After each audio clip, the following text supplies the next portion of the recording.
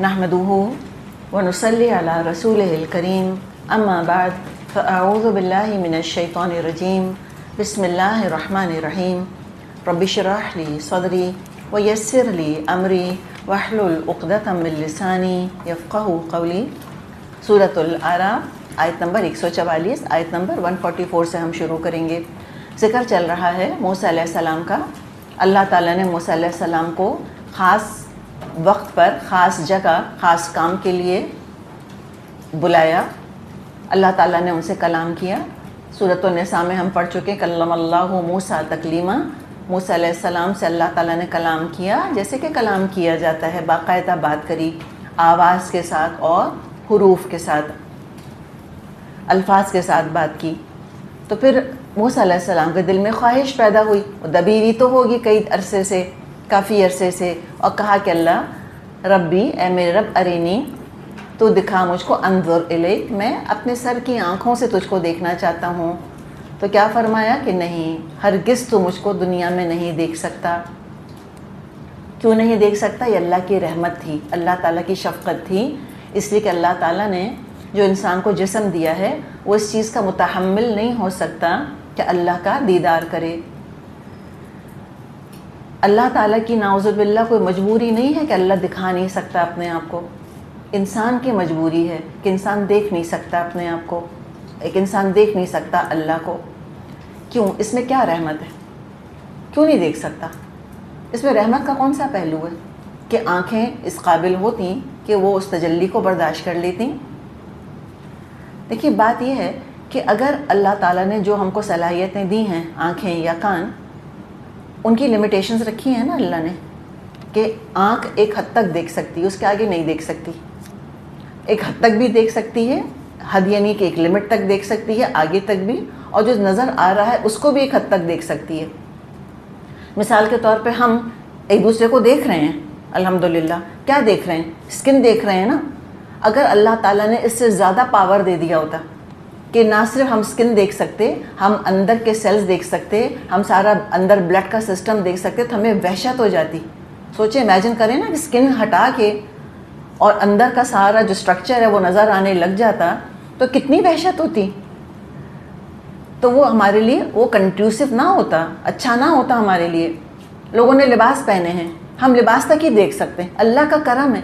नाउज़ुबिल्लाह, नाउज़ुबिल्लाह। Imagine करें कि अगर आँख के अंदर सलाहियत ये पैदा हो जाए कि लिबास के पार वो देख सके, तो नज़र उठा के नहीं देख सकेंगे किसी को। क्या हया बचेगी? मुझे बताएं, कितना ज़्यादा उसका नुकसान है। तो अल्लाह ताला की रहमत है, अल्लाह की शफ़क़त है कि अल्लाह ताला ने लिमिट रखी है हमारी नज़र की। कानों का मामला यही है, एक ख़ास डेसिबल तक हम आवाज़ सुन सकते हैं, उससे ऊपर, उससे नीचे नहीं सुन सकते। ख़ास डेसिबल से नीचे नहीं सुन सकते, ख़ास डेसिबल से ऊपर सुनेंगे तो बहरे ही हो जाएंगे। क्या रहमत है अल्लाह ताला की, करोड़ों रहमतें हैं इसके अंदर। अगर चूंटी के चलने की भी आवाज़ हमको आने लगती तो सोचें ज़रा, हम कॉन्सेंट्रेट कर सकते? अगर अपने जिस्म की भी आवाज़ हम सुनने लग जाते, हम कॉन्सेंट्रेट कर सकते? हमारा दिमाग उड़ जाता है बिल्कुल, हर वक्त एक शोर आता रहता।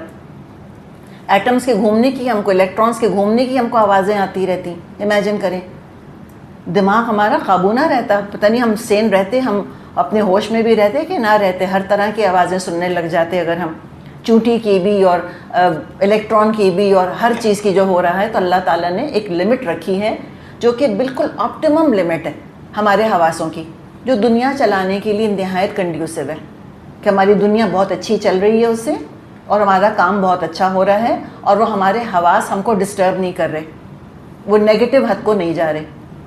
तो लिहाजा ये इंसान की लिमिटेशन है, अल्लाह की लिमिटेशन थोड़ी है कोई। अल्लाह ताला की थोड़ी कोई मजबूरी है, वो तो हर चीज़ पर कादिर है। ये तो इंसान अल्लाह ने ऐसा बनाया। और फिर हम ये देख रहे हैं कि हमने कई दफ़ा ये बात की है कि आलमुश शहादा ये असबाब की दुनिया है, ये वेज़ एंड मीन्स अल्लाह ताला ने बनाए हैं। और अल्लाह ताला हमेशा फिर अल्लाह फॉलो करता है। जो अल्लाह ने रूल्स बना दिए हैं ना, अल्लाह ताला ने लॉज ऑफ नेचर जो बना दिए हैं, अल्लाह ताला उनको हमेशा ब्रेक नहीं करता रहता, वरना फ़ायदा क्या रूल बनाने का। तो laws are made to be obeyed, they not made to be broken. कवानीन बना दिए, अल्लाह ताला ख़ुद भी नहीं तोड़ता उन कवानीन को, हम तो खैर तोड़ ही नहीं सकते। हम फिज़िकल लॉज पे, केमिकल लॉज पे, एरोडायनामिक्स, थर्मोडायनामिक्स के लॉज पे मेरा आपका क्या काबू है? ہم تو کچھ نہیں کر سکتے ان کے بارے میں. اللہ خود بھی نہیں توڑتا اپنے قوانین، الا ماشاء اللہ، مگر جب کبھی چاہے. تو جب اللہ خود اپنا کوئی قانون توڑتا ہے اس کو ہم کیا کہتے ہیں؟ معجزہ. وہ ہوتا تھا معجزہ. آگ کا کیا کام ہے؟ جب سے آگ اللہ نے ایجاد کی ہے، تخلیق کی ہے، آگ جلاتی ہے، رول ہے. ایسے تھوڑی وقتاً فوقتاً کہ جو ہم ہانڈی رکھ کر ہے چولہے پہ اور پتہ چلا وہ تو ٹھنڈی، کسی نے آ کے پھونک مار دی، یا نارکونی بردن و سلامن علی ابراہیم، جٹھانی نے آ کے دیورانی کی ہنڈیا جو ہے وہ اس کی آگ بجھا دی اور وہ آگ آرام سے بجھ گئی. ایسے ہوتا ہے کوئی؟ کبھی بھی نہیں ہوتا ایسے. وہ ونس ان اے بلو مون والی بات ہے. کبھی اللہ ہی چاہتا ہے تو اپنا قانون خود توڑتا ہے. مخلوق کے بس میں نہیں ہے کہ اللہ تعالیٰ کے بنائے ہوئے قوانین کو توڑے. تو یہ اللہ تعالیٰ نے ایکسیپشنز کہیں نہ کہیں رکھ دیے. تو پھر اللہ تعالیٰ نے کہا تھا کہ لن ترانی، موسیٰ تو مجھ کو نہیں دیکھ سکتا، لیکن بس پہاڑ کو دیکھ. اگر وہ اپنی جگہ جمع رہا تو فسوف، ہو سکتا ہے تو مجھ کو دیکھ لے عن قریب. پر اللہ تعالیٰ نے سمجھا دیا کہ پہاڑ برداشت نہیں کر سکتا. بعض علماء کہتے ہیں کہ اللہ کی تجلی پڑی، دکن لکھا ہے یہاں پر کہ پہاڑ جو ہے وہ تجلی سے ریزہ ریزہ ہو گیا. بعض علماء کہتے ہیں زمین کے اندر دھس گیا، وہ قیامت تک باہر نہیں نکلے گا. یہ اللہ تعالیٰ کی تجلی کی طاقت تھی. اور موسیٰ علیہ السلام کا کیا معاملہ ہوا؟ وَخَرَّ مُوسَىٰ صَعِقًا، آیت 143 پہ ہم بات کر رہے ہیں نا. موسیٰ علیہ السلام بے ہوش ہو کے گر پڑے. اس کے بارے میں ایک حدیث ہمیں ملتی ہے جو کہ صحیح بخاری میں موجود ہے.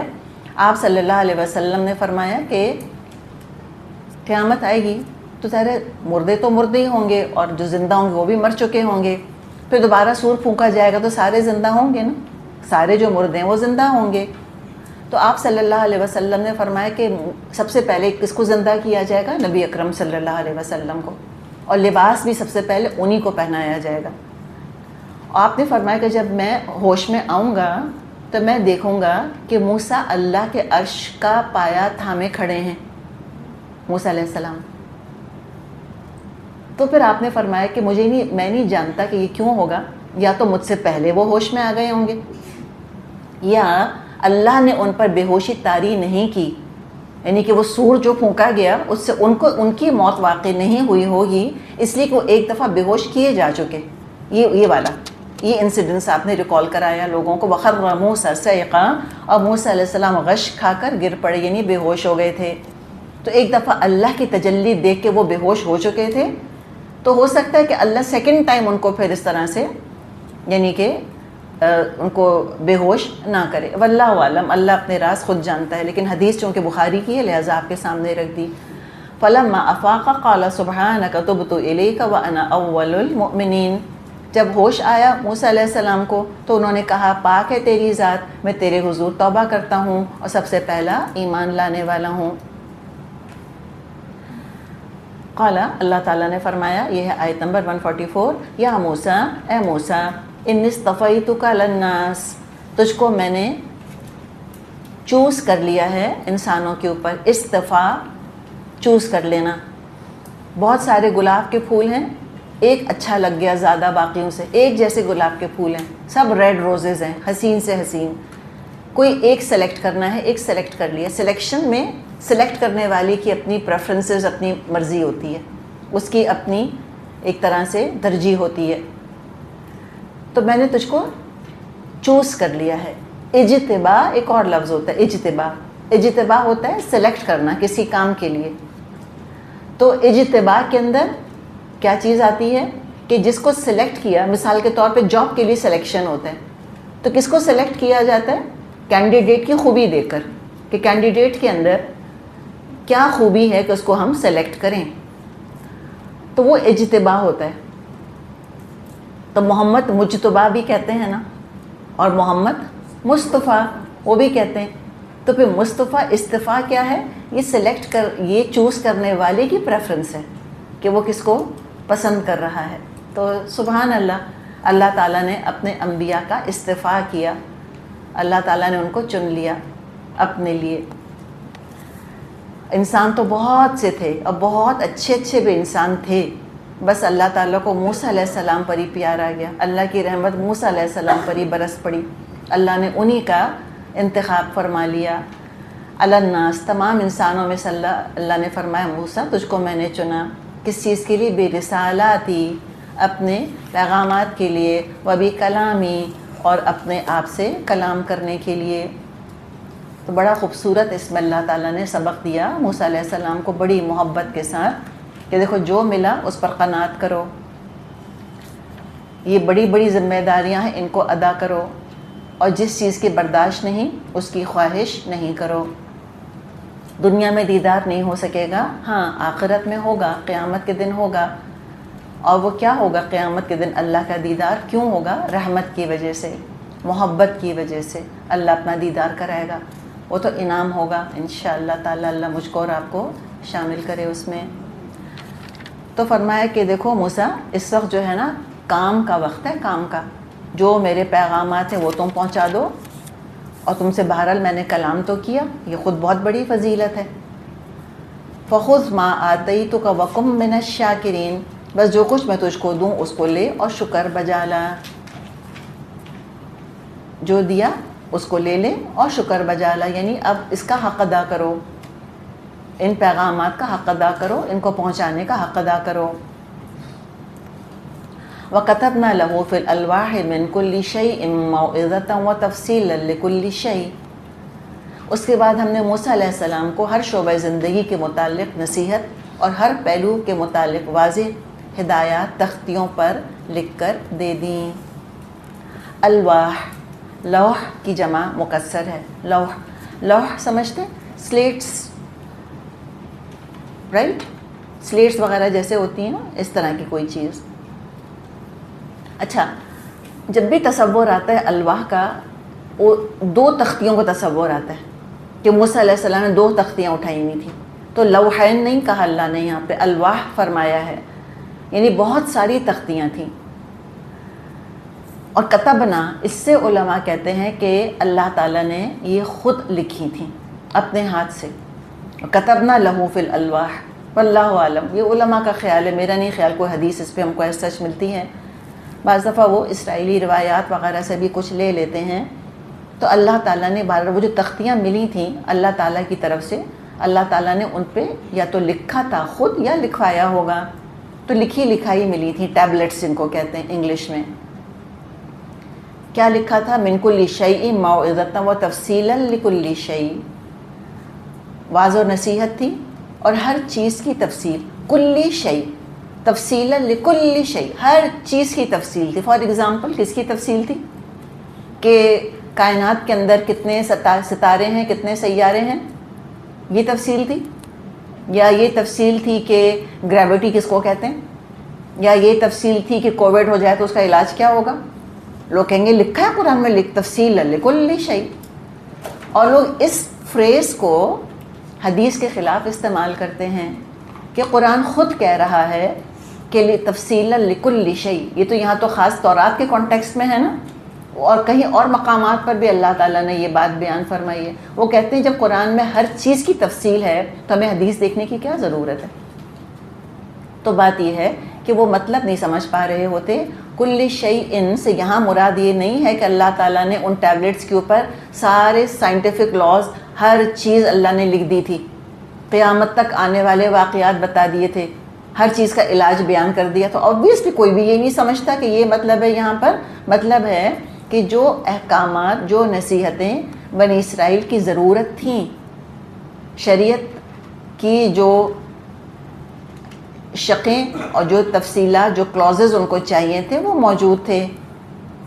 یہ ایک کانٹیکسٹ ہے، تفصیلا لکل شیء، ہر چیز کے متعلق واضح ہدایات تھیں۔ ایک اور یہاں پر ہم بات کلیئر کرتے چلے جائیں کہ بعض دفعہ جو نیا علم دنیا میں سامنے آتا ہے، کھینچ تان کے لوگ اس کو قرآن سے ثابت کرنے کی کوشش کرتے ہیں کہ قرآن نے تو 1450 سال پہلے ہی پریڈکشن کر دی تھی۔ دیکھیں نعوذ باللہ، اس طرح ہم قرآن کا تماشا نہیں بنائیں۔ قرآن نے کبھی دعویٰ نہیں کیا کہ قرآن لوگوں کو فزکس پڑھانے آیا یا ٹیکنالوجی سکھانے آیا۔ قرآن کا موضوع کیا ہے؟ ھدی للمتقین، ہدایت ہے متقیوں کے لیے۔ سارے سائنسز پڑھانے نہیں آیا۔ ہاں ڈیفینیٹلی اس میں نشانیاں، آیات موجود ہیں، چاہے وہ ایمبریولوجی سے متعلق ہوں، فزکس سے متعلق ہوں، یا وہ سمندری سفر سے متعلق ہوں. ڈیفینیٹلی سائنسی حقائق موجود ہیں، لیکن قرآن سائنسی کتاب نہیں ہے. جس حد تک ریزنیبل حد تک کوئی بات اگر قرآن سے ثابت ہوتی ہے ضرور اس کا ذکر کرنا چاہیے، لیکن ہر چیز کو کھینچ تان قرآن سے ثابت کرنا، یہ دراصل ہم نے قرآن کے ساتھ ایک طرح سے مذاق کرنا شروع کر دیا ہے. وہ بھی تفصیلا لکل شیء ان کو اس طرف لے جاتے ہیں. قرآن نے تو ہر چیز کا پہلے ہی بتا دیا ہے ہم کو. تو یہاں مراد ہے ہدایت کے لیے جو جو ریکوائرمنٹس تھیں وہ سب اللہ نے بتا دی. اور کیا فرمایا؟ فَخُذْهَا بِقُوَّةٍ، اور فرمایا کہ ان کو مضبوطی کے ساتھ تھامو، مضبوط پکڑو. مضبوط پکڑو سے کیا مطلب؟ یہ فزیکل کی بات نہیں کی جا رہی کہ صرف تم بس فزیکلی ان کو مضبوط پکڑ لینا. مراد ہے کہ اس کے لیے تم کو ایمانی قوت، ذہنی قوت، علمی قوت چاہیے ہوگی. مضبوط پکڑنا، مضبوط ایمان کے ساتھ، ٹھکے ہوئے علم کے ساتھ.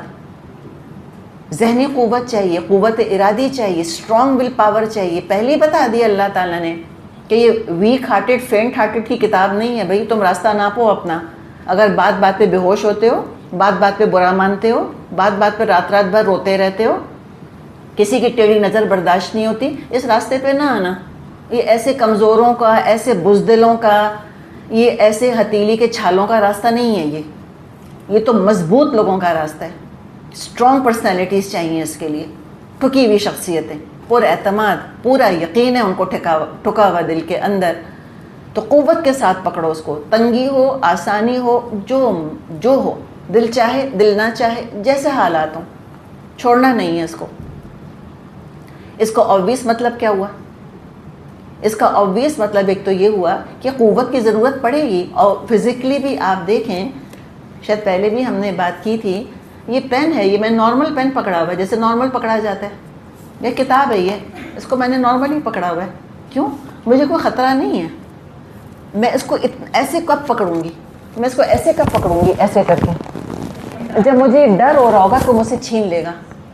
اپنا بچہ ہے، اس کو نارملی گود میں لیا ہوا ہے ماں نے، اور ماں اس کو ایسے کس کے کب پکڑے گی، ایسے چمٹا کے کب پکڑے گی؟ جب اس کو ڈر ہوگا کوئی میرا بچہ مجھ سے چھین نہ لے یا کچھ چھیننے کی کوشش کر رہا ہوگا. تو اس میں آلریڈی یہ موجود ہے کہ لوگ تم سے یہ دولت چھیننے کی کوشش کریں گے. تو مضبوط پکڑ لینا اس کو. جان چلی جائے، تعلیم نہ جائے، ایمان نہ جائے. آپ صلی اللہ علیہ وسلم نے فرمایا کہ تمہیں کوئی آگ میں بھی جلا دینا تو اللہ کے ساتھ شرک نہیں کرنا. اللہ نہ ڈالے آزمائش ہم پر، لیکن اگر کبھی پڑے تو اللہ ہمیں کامیابی کے ساتھ سرخرو کرے. بات یہ ہے.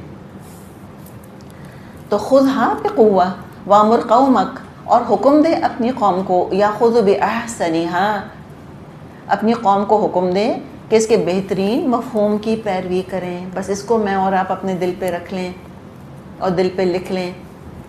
احسن سے مراد ہے کہ فرائض کو شوق اور رغبت سے ادا کریں، سر سے اتار کر پھینکیں نہ، اور غیر فرض نیکیوں کا بھی اہتمام کریں. اندر سے شوق پیدا ہونا چاہیے نیکیاں کرنے کا. نماز میں خشوع ہونا چاہیے، تقویٰ ہو، اللہ کی رضا کی امید ہو انسان کو. یہ ہے احسن طریقہ. اور بیر منیمم نہیں کریں، منیمم پہ بس اکتفا نہیں کریں.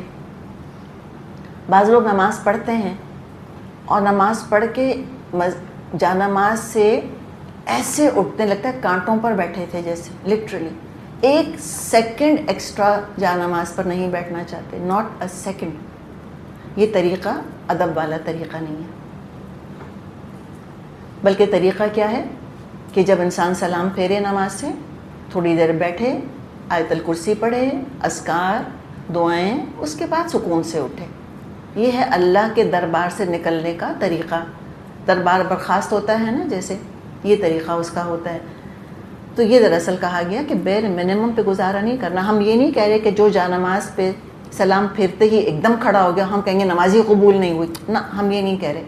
لیکن یہاں کیا کہا جا رہا ہے کہ وامر قومک یاخذوا باحسنھا. قرآن کے، یعنی ہم تو قرآن کہہ رہے ہیں، ان سے تورات کی بات ہے کہ تورات کے بہترین پہلو پر عمل کریں. کوالٹی بھی ہونی چاہیے، کوانٹٹی بھی ہونی چاہیے. دونوں چیزیں ضروری ہیں. اور امیجن کریں نہ کوالٹی نہ کوانٹٹی، تو کیا نکلے گا اعمال نامے میں؟ ثقلت موازین کیسے ہوں گے پھر؟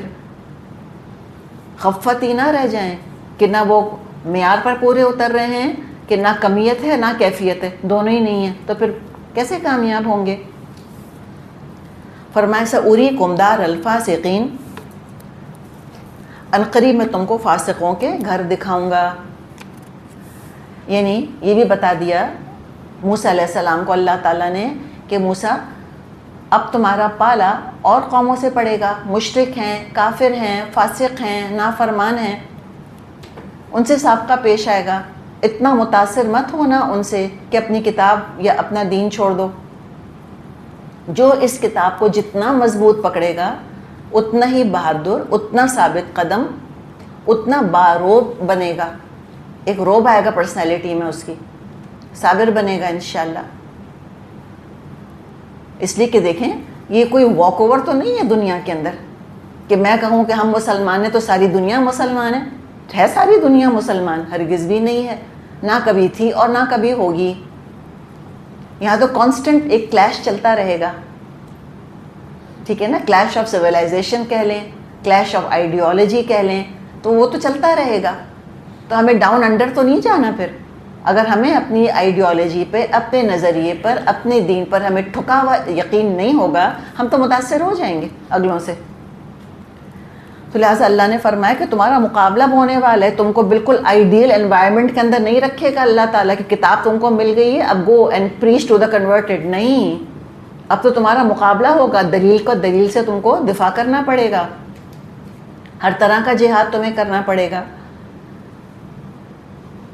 تو جتنا کتاب سے تعلق کمزور پڑے گا اتنے شکوک و شبہات پھر پیدا ہوں گے، کفر اور نفاق پیدا ہوگا.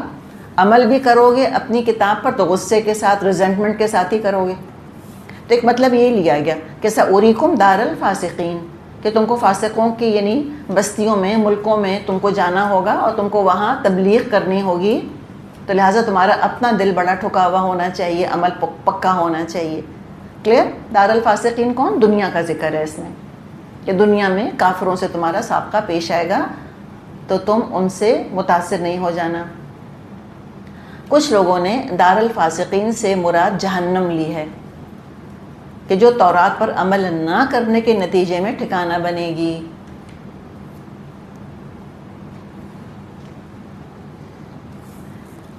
کہ اگر نہ عمل کیا اس پہ تو پھر دیکھنا تم سب کو دار الفاسقین دیکھنا پڑے گا جو کہ جہنم ہے. سأصرف عن آیاتی الذین یتکبرون فی الارض بغیر الحق وَإِن يَرَوْا كُلَّ آیَةٍ لَا يُؤْمِنُوا بِهَا وَإِن يَرَوْا سَبِيلَ الرُّشْدِ لَا يَتَّخِذُوهُ سَبِيلًا وَإِن يَرَوْا سَبِيلَ الْغَيِّ يَتَّخِذُوهُ سَبِيلًا ذَلِكَ بِأَنَّهُمْ كَذَّبُوا بِآيَاتِنَا وَكَانُوا عَنْهَا غَافِلِينَ. اور اپنی نشانیوں سے میں ان لوگوں کی نگاہوں کو پھیر دوں گا جو بغیر کسی حق کے زمین میں بڑے بنتے ہیں. وہ خواہ کوئی نشانی دیکھ لیں کبھی اس پر ایمان نہیں لائیں گے.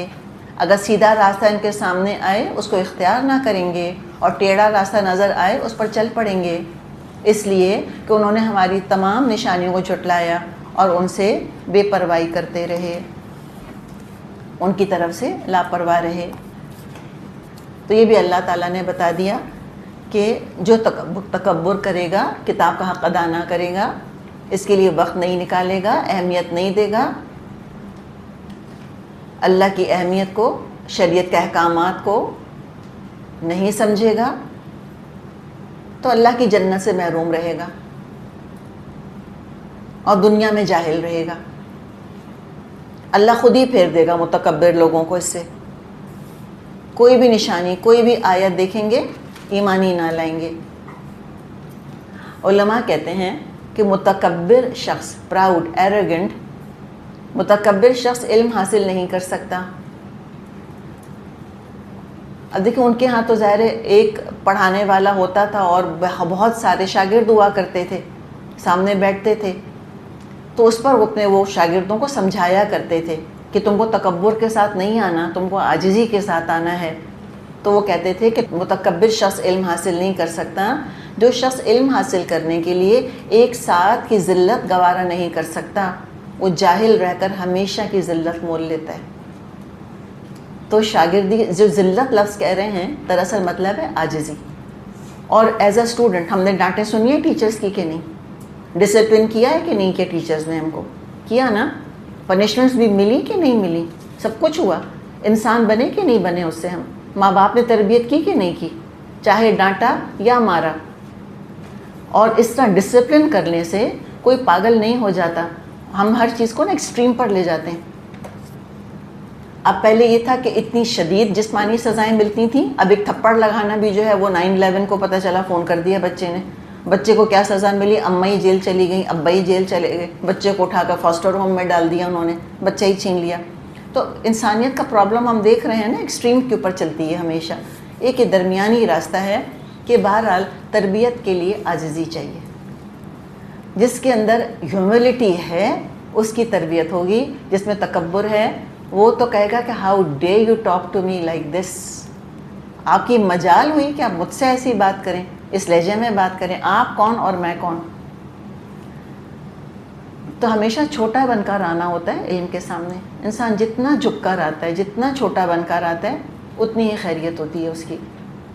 اور یہ خاص طور پہ یہ معاملہ کس کے ساتھ ہوتا ہے؟ جس کو اللہ نے کوئی نعمت دی ہے دنیا کے اندر.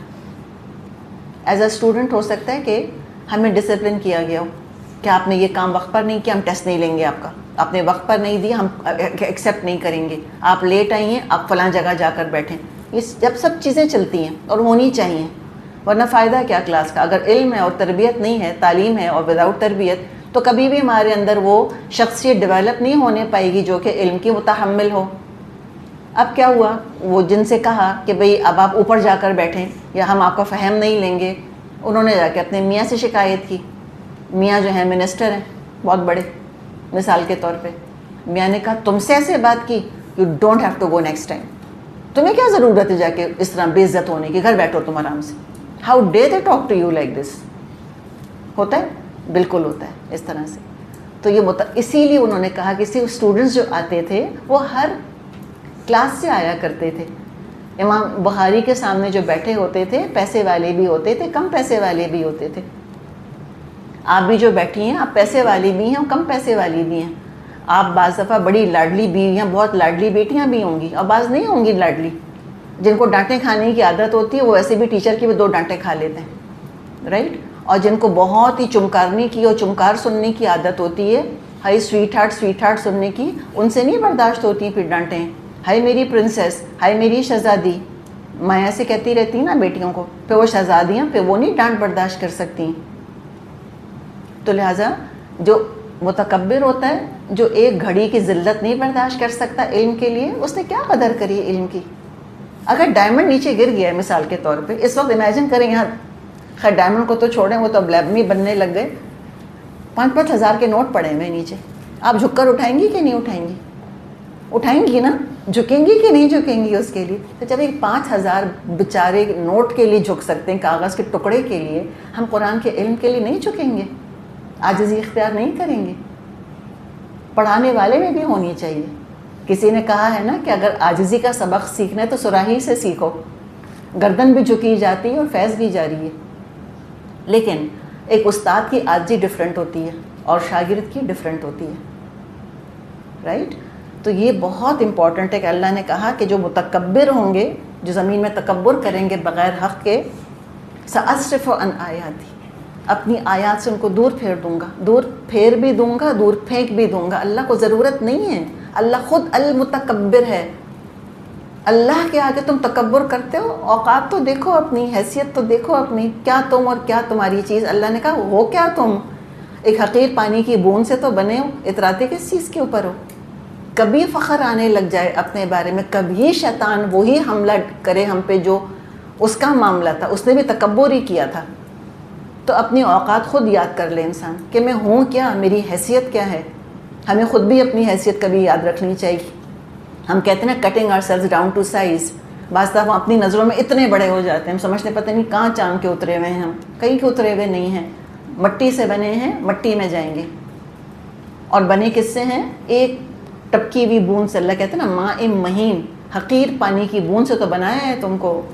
تو اللہ کے آگے عاجزی اختیار کرنا نصیب والوں ہی کو نصیب ہوتا ہے. اور معاملہ پھر کیا ہوگا؟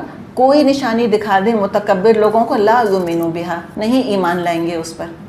ہاں سیدھا راستہ دکھاؤ، نہیں قبول کریں گے، نہیں چلنا اس کے اوپر. نظر آ رہا ہے، سمجھ بھی آ رہا ہے، پتہ ہے شراب کے نقصانات، پتہ ہے زنا کے مسائل، پتہ ہے جوئے کے پرابلمز، سب نظر آ رہا ہے. سارا سیدھا راستہ نظر آ رہا ہے کہ جوا، زنا، شراب ایبسلیوٹ بین ہونا چاہیے، حرام ہونا چاہیے، ڈرگز بین ہونے چاہیے. لا یتخذوہ سبیلا، نہیں بنائیں گے راستہ اس کو.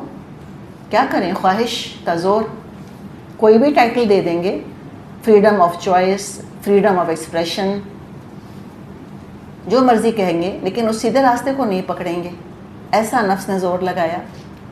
وَإِن يَرَوْا سَبِيلَ الْغَيِّ، اور اگر یہ کہیں گمراہی کا راستہ دیکھ لیں تو کیا کریں گے؟ يَتَّخِذُوهُ سَبِيلًا، چل پڑیں گے اس کے اوپر. تو یہ سبیل رشد اور سبیل الغی دو راستے ہیں جن کا اللہ نے ذکر کیا.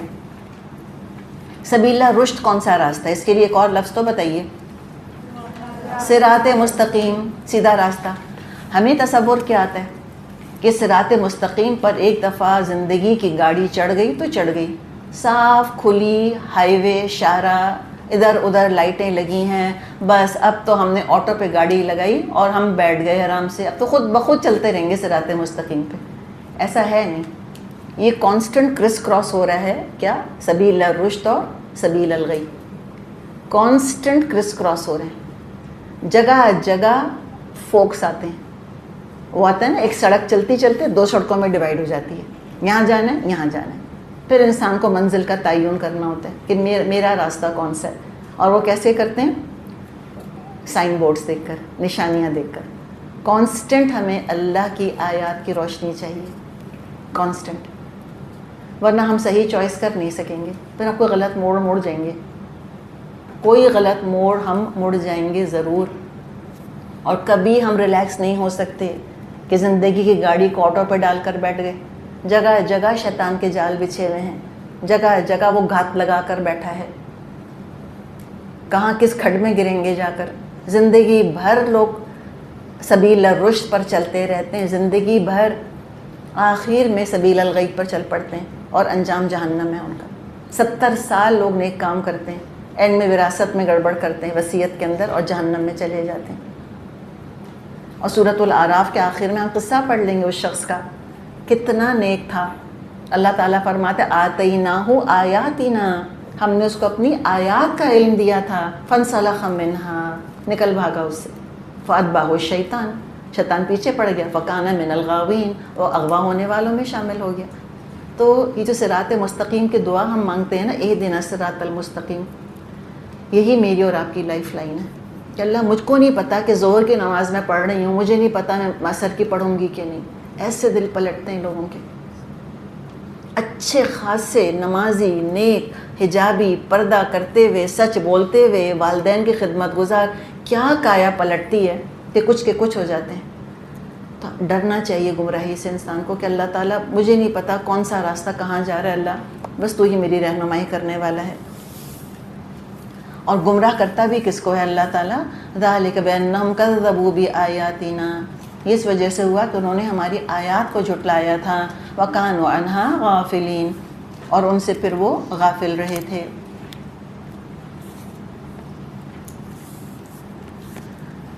تو جو بھی اللہ تعالیٰ کے سائنس سے منہ موڑیں گے، رہنمائی نہیں لیں گے، بھٹکتے پھریں گے، نیکیاں ناپسندیدہ ہو جائیں گی، گناہ بڑے پرکشش ہو جائیں گے، رحمان کے بجائے شیطان کے پیچھے چل پڑیں گے. ٹھیک ہے، وہ بھی تو بیٹھا ہوا ہے. والذین کذبوا بآیاتنا ولقاء الآخرۃ حبطت اعمالهم هل یجزون الا ما كانوا یعملون. جن لوگوں نے ہماری آیات کو جھٹلایا اور آخرت کی ملاقات کو جھٹلاتے رہے، سارے ان کے اعمال ضائع ہو گئے. کیا لوگ اس کے سوا کوئی اور جزا پا سکتے ہیں کہ جیسا کریں ویسا بھریں؟ ایک سوال ہے، جواب کی ضرورت نہیں ہے، سوال خود سیلف ایویڈنٹ ہے. آخرت میں اچھے کاموں کا اجر ان کو نہیں ملے گا جو اللہ کی بات ٹھکراتے چلے جائیں گے. جو آخرت کے لیے عمل نہیں کریں گے ان کے لیے بیکار ہے. پھر اس لیے کہ جو عمل انہوں نے کیا اس معیار پر، اس سٹینڈرڈ پر، ان کنڈیشنز، ان شرطوں کے مطابق وہ عمل نہیں کیا جو اللہ تعالیٰ نے بتائی تھیں۔ کانٹریکٹ کا تقاضا کیا ہوتا ہے؟ کانٹریکٹ کا تقاضا یہ ہوتا ہے کہ آرڈر کے مطابق پروڈکٹ بنانی ہے، تب تو خریدے گا خریدار۔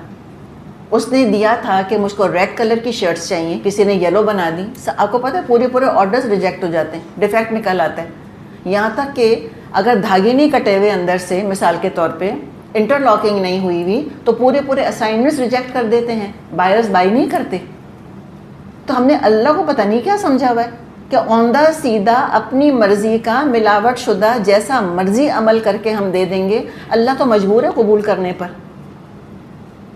اللہ تعالیٰ نے مثال کے طور پہ کہا کہ نماز ایسے پڑھنا، میں جیسے مرضی پڑھ لوں۔ لوگ کہتے ہیں وضو کی کیا ضرورت ہے، قبلہ رخ ہونے کی کیا ضرورت ہے، حجاب یا دوپٹہ پہن کے نماز پڑھنے کی کیا ضرورت ہے؟ ایسی باتیں ہمیں سننے کو ملتی ہیں۔ یہ کیا ضرورت، ایسی کیا ضرورت ہے کہ مرد آگے کھڑے ہوں اور عورتیں الگ کھڑی ہوں پیچھے؟ ساتھ ساتھ کیوں نہیں کھڑے ہو سکتے؟ ایک مکسڈ نماز کیوں نہیں ہو سکتی؟ تو کرتے رہیں، جو مرضی کرتے رہیں۔ بات صرف یہ ہے کہ اینڈ میں اللہ نہیں قبول کرے گا، سیدھی بات یہ ہے۔ تو یہ اس طرح ضد نہیں باندھ لینی چاہیے اللہ تعالیٰ سے، جو طریقہ اللہ نے، اللہ کے رسول نے بتا دیا بس وہ کافی ہے ہمارے لیے۔